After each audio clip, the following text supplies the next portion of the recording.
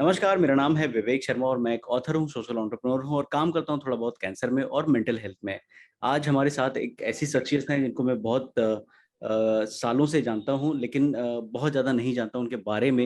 उनसे इंस्पायर होता हूँ, मुझे बड़ी अच्छी लगती हैं और बहुत इंस्पायर करती हैं, मोटिवेट करती हैं। लेकिन आज मौका मिला है कि मैं उनसे गुफ्तगू करूँ और उनके बारे में और जानूँ और आपको भी बताऊँ कि क्या रही है उनकी जर्नी और उनकी जर्नी से हम क्या सकते हैं सीख। आप अपने बारे में हमें थोड़ा बताइए और बताइए कि आपकी जर्नी क्या थी और क्या है आपका व्यक्तित्व, कहाँ से आप आते हैं और कैसे वो पहली बार जो था आपका आमना-सामना हुआ कैंसर से? Thank you for the kind introduction. मेरा नाम आपने बताया राशि। मैं दिल्ली की रहने वाली हूँ। I have been into teaching profession. Wow! फिल जी, so I have an experience of around 12 years of teaching. Mathematics teacher by profession रही हूँ, दिल्ली में रहती हूँ। 2012 में मुझे पहली बार कैंसर हुआ। This was molar pregnancy. This happened in my uterus when जब मुझे पता चला कि मैंने कंसीव किया है and unfortunately after some checkups पता चला कि that is a cancer. So मेरा इलाज एम्स में हुआ। मुझे 6 साइकिल्स कीमोथेरेपी के मिले। Initially it was very difficult because मेरी एज बहुत उस समय कम थी। एज वाज 32 एंड मेरा एक बेटा छोटा सा था 5 साल का और मेरी फैमिली, मेरे हस्बैंड, मेरे फादर इन लॉ सब साथ में हम रहते थे। Life was going smooth, very perfect. एक अच्छी लाइफ मैं जी रही थी। I was working, enjoying my life. लेकिन फिर एकदम से ऐसा लगा कि अब जमीन पैरों से निकल चुकी है और बिल्कुल जो मेरे ड्रीम था एक फैमिली होने का वो भी टूट टूटता हुआ सा दिख रहा था। So that was a very shattering time. बहुत ही मुश्किल था वो टाइम। लेकिन 6 साइकिल्स कीमोथेरेपी के लिए किसी तरीके से और एम्स में मेरा ट्रीटमेंट खत्म हुआ। डॉक्टर ललित से मेरा ट्रीटमेंट हुआ था। इलाज खत्म होने के बाद फिर से कोशिश करी अपने आप को उठाने की, हिम्मत करी अपनी फैमिली के साथ और टाइम स्पेंड करने की, हेल्दी लाइफस्टाइल जीने की। पता चला कि कैंसर क्या होता है और फिर उसके बारे में और पढ़ना शुरू किया और किताबें पढ़नी शुरू की। हेल्थ के बारे में और ज्यादा कॉन्शियस हुई। वॉक वगैरह, एक्सरसाइज वगैरह, इनका क्या महत्व है इस बारे में बहुत कुछ समझा, जाना। लेकिन फिर इस दौरान बाय गॉड्स ग्रेस बहुत अच्छी बात ये हुई कि during after my first cancer I conceived again and then मेरी डॉटर हुई and I was on the cloud 9। I was very happy because जो मेरे ड्रीम्स थे वो सब पूरे हो गए थे and I was enjoying my time raising my kids and being with their with my family. लेकिन उसके बाद फिर 2016 में मुझे दूसरा कैंसर हुआ जो कि राइट नी में था, which is called synovial sarcoma.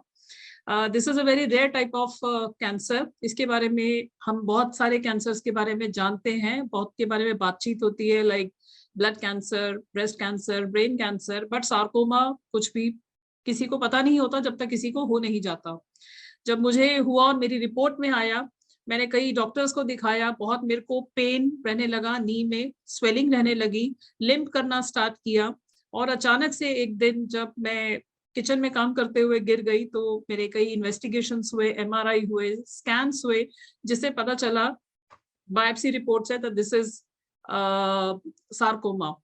Fortis में मेरा ट्रीटमेंट हुआ, मेरा एक आर्थोस्कोपी हुआ और उसके बाद मुझे ये मालूम पड़ा कि now this is sarcoma. Again I had no idea कि ये क्या है। So then I happen to meet Dr. Rastogi names and who mentioned that this is a rare type of cancer which happens to 1 in a million. और इसके बाद फिर इसका treatment start हुआ। As a part of the treatment मेरा surgery, chemotherapy, radiation. So I underwent 5 cycles of chemotherapy and radiation and मेरी surgery हुई है from Tata by doctor Ashish Gulia. So जैसे कि बहुत रेयर तरह का कैंसर था, कुछ इसके बारे में ज्यादा जानकारी नहीं थी, इतने इंफॉर्मेशन भी नहीं थी। तो ये भी मुश्किल था ये ढूंढ पाना कि कौन कौन से डॉक्टर्स हैं ऑल ओवर इंडिया जो इसको ट्रीट करते हैं। एंड हम बहुत सारे लोगों से मिले, डॉक्टर से मिले एंड कई लोगों ने बताया। उस समय एक बहुत इमोशनल स्टेट से मैं गुजर रही थी। Not only me, my entire family, my husband, my children, क्योंकि मेरी बेटी बहुत छोटी सी थी, 9 months की, और बेटा was 9 years old।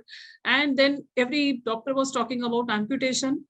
So at the age of 38, when I had second cancer and then when I had this feeling कि अब पाँव भी कट सकता है, तो वो एक बहुत ही डेवास्टेटिंग मोमेंट था। लेकिन somehow I had my faith on Dr. Ashish Gulia and he saved my limb. He did limb salvage surgery and as a part of the treatment उन्होंने मेरे पैर में एक रॉड डाला है full from hip to ankle so that I cannot bend one leg and they call this procedure as arthrodesis and now one leg is completely straight. I cannot bend it but फिर भी मुझे life से कोई शिकायत नहीं है. I am very grateful.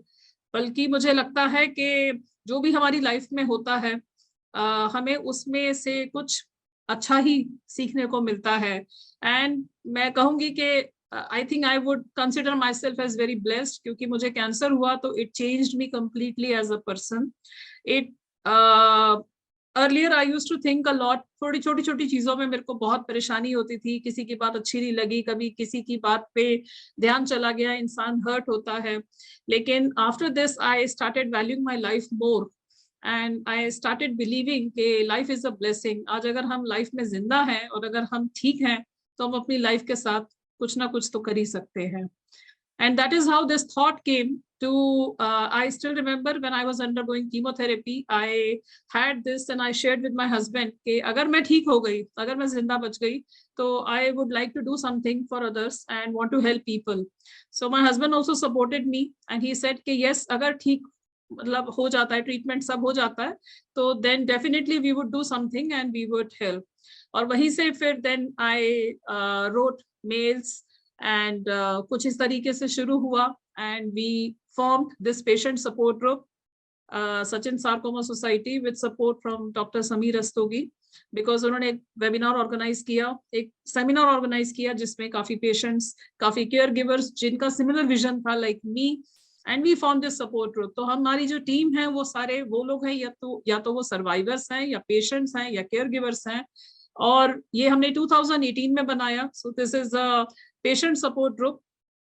We started with sarcoma. अभी हमारे पास अराउंड 3000 के लगभग पेशेंट्स हैं, केयर गिवर्स हैं जो हमारे साथ जुड़े हैं और हमारी एक ही भावना है, एक ही फीलिंग है कि हर कोई एक दूसरे की हेल्प करे राइट फ्रॉम द टाइम जब पेशेंट का डायग्नोसिस होता है till the time the patient gets cured. तब तक हम पेशेंट का या उसके केयर गिवर का उस जर्नी में जो भी उनकी परेशानियां हैं, चाहे वो इमोशनल सपोर्ट हो या फाइनेंशियल सपोर्ट हो, एडमिनिस्ट्रेटिव सपोर्ट हो, लॉजिस्टिकल सपोर्ट हो, वो हम उनकी करने की कोशिश करते हैं. Guidance, counselling, support group meetings करते हैं और उन्हें ये एहसास दिलाते हैं कि they should talk to other cancer survivors, other patients and that gives a ray of hope, positivity and courage. Amazing. Clap, a big clap, in fact, for you and your spirit, Rashi. And thank you so much for sharing all these details. आज आपको और करीब से जानने का मौका मिल रहा है. So ये सचिन सार्कोमा सोसाइटी आपने क्यों नाम रखा? मतलब कोई is it related to somebody? Yeah, so there was a patient, Mr. Sachin Yadav. तो जैसे हमने बताया, हमने जो सेमिनार किया with Dr. Sameer and we met one very nice lady, Mrs. Jyoti Yadav. So हमें तभी पता चला कि Mr. Sachin Yadav की उसी एक महीना पहले उनकी डेथ हो गई थी. He was a sarcoma patient undergoing treatment, very enthusiastic person. He had this vision to start something like this, and then we decided, all of us decided, okay, let's go by the vision and let's start by naming this support group as Sachin Sarcoma Society. So he had this vision and then ultimately we started working on this. We got this society registered, so which was in 2018 and इस तरीके से ये जो है ये चलता रहा. सचिन जी, आप बहुत अच्छा रास्ता दिखा के गए हैं एंड जिसपे आई एम श्योर बहुत सारे लोग कनेक्टेड हैं और बहुत सारे लोगों की मदद हो रही है. I keep seeing you. आपका बहुत सारा काम मैं देखता हूँ. एक दो बार मैं खुद भी, मुझे मौका मिला है आपके साथ काम करने का. और राशि, मेरा अगला सवाल आपसे ये रहेगा कि देखिए, आज मतलब मेरी लाइफ में भी काफ़ी कुछ एक्सपीरियंसेस रहे हैं. जब हम लाइफ में आगे बढ़ जाते हैं तो ये कहना थोड़ा सा आसान होता है कि या हम कनेक्ट कर पाते हैं डॉट्स को और हमें लगता है कि यार जो हुआ वो सही के लिए हुआ हो, या उसकी एक everything happens for a reason.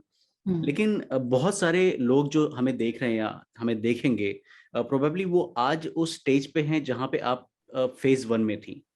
तो उस समय पे ना बहुत टर्बुलेंस रहता है, मतलब महाभारत, रामायण सब कुछ चल रहा होता है अंदर। तो वो कैसे आपने अपने आप को स्टेबल रखने की कोशिश करी? आई नो इट्स डिफिकल्ट, लेकिन अगर आप कुछ एक चीजें अगर शेयर कर सकेंगी तो शायद उनको एक रास्ता मिले कि भाई अगर राशि जी ने ऐसे किया तो शायद मैं भी कर सकती हूँ, मैं भी कर सकता हूँ। देखिए, मैंने अपना ही एक्सपीरियंस मैं बताना चाहूंगी कि स्पेशली कैंसर पेशेंट्स हैं या जो भी तरह के पेशेंट्स हैं, क्रोनिक इलनेस वाले पेशेंट्स हैं, जो भी है, आप अपना इलाज करवाते हैं, डॉक्टर के पास जाते हैं, डॉक्टर्स बहुत बढ़िया काम करते हैं, hospitals they do wonderful work. आजकल के टाइम पे तो जहां कोविड इतना है, doctors are doing amazing work. लेकिन बहुत हद तक मेरा ये मानना है कि half the job is done by the way you think. जैसे हम सोचते हैं, जैसा हम बोलते हैं, वैसा ही होता है। तो पॉजिटिव थिंकिंग का बहुत बहुत रोल मैटर करता है। और इसी पे मैं बोलना चाहूंगी कि सबसे पहली बात जो शुरू में पेशेंट्स को वाई मी वाला फैक्टर जो आता है कि ऐसा मेरे साथ ही क्यों हुआ, मैंने क्या बुरे कर्म किए, क्योंकि सभी लोग ठीक हैं, मेरी उम्र के लोग सब लोग ठीक हैं, लेकिन मेरे साथ ही ऐसा क्यों है। तो ये बहुत इंपॉर्टेंट है कि हम नॉर्मली अपने आप को उनसे कंपेयर करते हैं जो हमसे अच्छे हैं, हमारे से ऊपर हैं।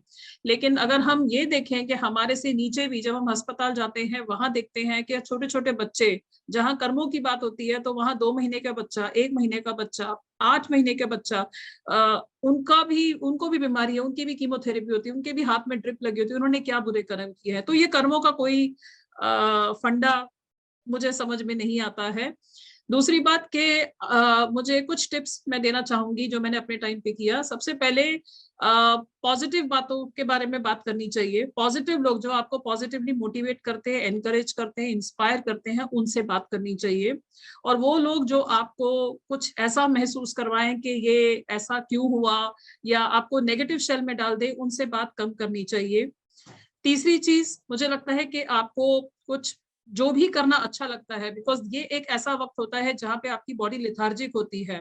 आप उतना ज्यादा जो आपकी लाइफस्टाइल में आप एक्टिव होते हैं वो आप इस टाइम पे नहीं कर पाते, because if you are on chemotherapy आपको बेड रिडन रहना पड़ेगा, आपको थोड़ा आराम करना पड़ेगा। बट इस केस में आप क्या कर सकते हैं कि you can pursue your old passions like reading. So I have not been a voracious reader, लेकिन इस टाइम पर मैंने बहुत सारी पॉजिटिव थिंकिंग, आज जो भी थोड़ी बहुत मैं बात कर पा रही हूँ वो सब उस टाइम की किताबें जो मैंने पढ़ी हुई हैं, उससे मुझे बहुत बहुत फायदा हुआ। मेरा टाइम पास होता था और मुझे कुछ अपने अंदर झांकने का, महसूस करने का, समझने का, लाइफ को गहराई से समझने का मुझे मौका मिलता था।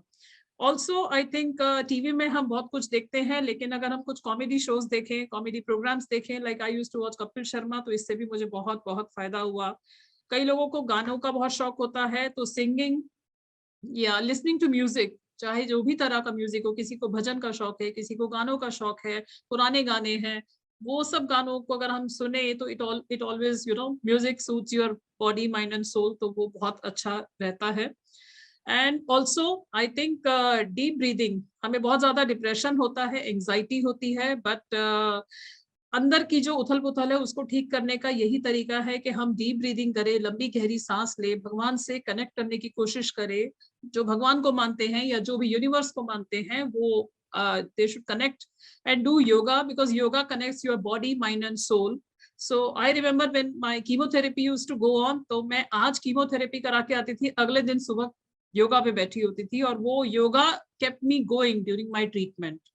So 4 things which kept me going is reading positive thinking books, 2 gardening. मुझे गार्डनिंग का पहले कभी शौक नहीं था, लेकिन गार्डनिंग से मुझे ये बात समझ में आई कि nothing is permanent in this world, not even our troubles. और जो भी टाइम है वो हमेशा नहीं रहता है, जो आज है ये भी हमेशा नहीं रहेगा।